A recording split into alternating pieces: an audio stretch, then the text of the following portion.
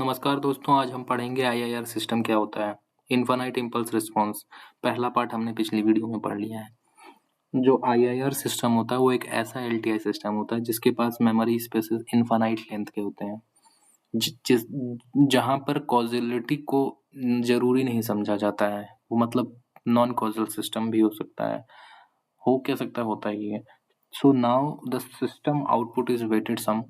तो ऐसे केसेस में जो सिस्टम का आउटपुट होता है वो वेटेड सम होता है इम्पल्स रिस्पॉन्स एच के और उसके linear combination of all the inputs which is delayed by some value, continuous value.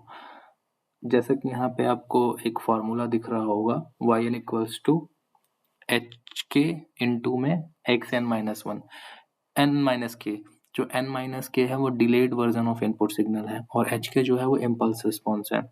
मैंने पिछली वीडियो में आपको बताया था कि जैसे आप यहाँ देख पा रहे हैं एफ आई आर मतलब finite impulse response. Finite impulse response में क्या होता था कि जो सिग्नल है वो 0 से कम पर और m सैंपल से ज़्यादा पर, m वैल्यू जैसे यहाँ पे m है, m वैल्यू से ज़्यादा पर एग्जिस्ट नहीं करता था, 0 होता था। मगर जो आईआईआर सिस्टम होता है उसमें जो इम्पल्स रिस्पॉन्स होता है वो एग्जिस्ट करता है माइनस इन्फानाइट से प्लस इन्फानाइट तक। उसमें जो मेमोरी सैंपल्स होते हैं वो इन्फानाइट मेमोरी सैंपल्स होते हैं। इसमें देखिए कोई मेमोरी नहीं है। 0 रखेंगे तो एच एन की वैल्यू 0 पे मिलेगी, फिर 1 पे मिलेगी, फिर m तक मिलेगी।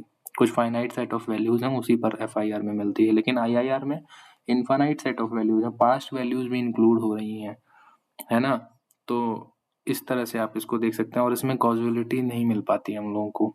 इसमें हम इसको कैसे देखते हैं कि ये एक वेटेड इम्पल्स रिस्पॉन्स मिलता है और इनपुट सिग्नल को डिलेड वर्जन में दिखाया जाता है। जैसे यहाँ दिखाया गया है कि एक्स जो इनपुट सिग्नल है पहले एक्सएन है, फिर एक्सएन माइनस वन है, फिर माइनस टू माइनस थ्री। मतलब ये जो माइनस हो रहा है ना, मतलब हमारी पास्ट वैल्यूज हैं और ये पास्ट वैल्यूज जो हमारी हैं ये स्टोर होती हैं in the form of memory. तो अब हम ये समझ चुके हैं कि आईआर सिस्टम क्या है प्रैक्टिकली, लेकिन आईआर सिस्टम को दिखाना समझाना पॉसिबल नहीं है क्योंकि प्रैक्टिकली आईआईआर पॉसिबल ही नहीं, क्योंकि इसमें इनफाइनाइट मेमोरी स्पेस सिस्टम, ऐसा कोई सिस्टम प्रैक्टिकली पॉसिबल नहीं है।